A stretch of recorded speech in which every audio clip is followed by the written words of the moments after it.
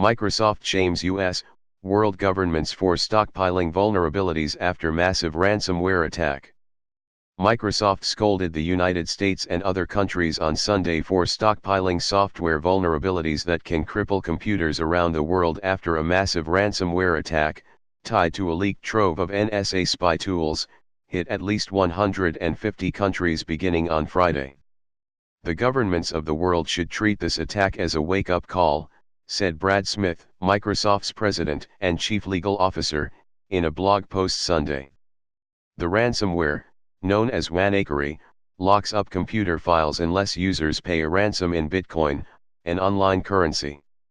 Experts believe the Microsoft Windows exploit, known as Eternal Blue, was revealed as part of a NSA leak by a hacking group, the Shadow Brokers, last month.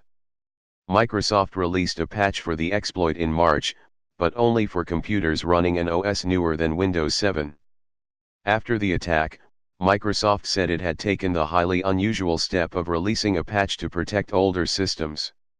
Of the targets hit were many hospitals in the United Kingdom's National Health Service, Russia's Interior Ministry and FedEx. At least 200,000 computers are believed to affected, BBC reported. A UK security researcher, known only as Malware Tech, who is credited with helping to limiting at least part of the ransomware attack, warned another assault may be coming quite likely on Monday.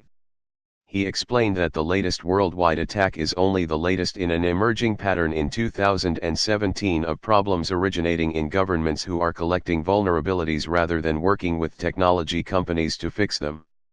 We have seen vulnerabilities stored by the CIA show up on WikiLeaks, and now this vulnerability stolen from the NSA has affected customers around the world, Smith said. When leaked, these exploits have caused widespread damage, he added. Smith compared hackers stealing these vulnerabilities from governments to the US military having part of its Tomahawk missile arsenal stolen. His most recent attack represents a completely unintended but disconcerting link between the two most serious forms of cybersecurity threats in the world today and #8211, nation-state action and organized criminal action, Smith said. Smith called on governments to take a different approach from here on out, one similar to how they deal with weapons in the physical world. We need governments to consider the damage to civilians that comes from hoarding these vulnerabilities and the use of these exploits, he said.